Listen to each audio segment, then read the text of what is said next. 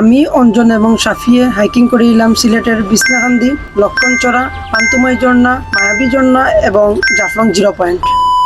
ও সকালবেলার আম্বরখানার সানাখানি খাইয়া শুরু হয় আমরা যাত্রা। সিলেটের প্রাকৃতিক সৌন্দর্য এবং বিমানবন্দরের সবুজের প্রাকৃতিক সমাহার দেখি আমরা আছি হাদার পার। বাইকে একটা রিজার্ভ করি আমরা আছি বিছনাকান্দির মেইন স্পট। আর থেকেও আমরা আজকের হাইকিং যাত্রাটা শুরু হইব। বিছনাকান্দির পাথরের উপর দিয়া বয়ে যাওয়া শীতল স্রোত আর মেঘালয়ের বড় বড় পাহাড় মেঘ দেখিয়া মনে একটা প্রশান্তি জাগে। প্রকৃতির এই সৌন্দর্য দেখি দেখি এখন আমরা আটা শুরু করছি। আর এখন আমরা যাইমু লক্ষণচড়া।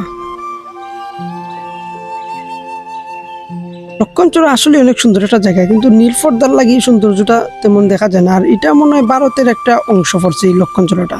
লক্ষণচড়ার 10 মিনিট থাকার পর আমরা ভারতের মেঘালয় পাহাড় দেখে দেখে আবারও আটা শুরু করছি। পিয়াইন নদী পার হইয়া আমরা আইছি পান্তুমাই গ্রামে। আর পান্তুমাই গ্রামের ভিতরেই আছে পান্তুমাই ঝর্ণাটা। পান্তুমাই ঝর্ণা দেখা শেষ করি আমরা নাম না জানা আরো একটা নদী পার হয়েছি আটিয়া। আশেপাশে সৌন্দর্যের অপার লীলাভূমি দেখি এখন আমরা আইছি জাফলং 0 পয়েন্টে।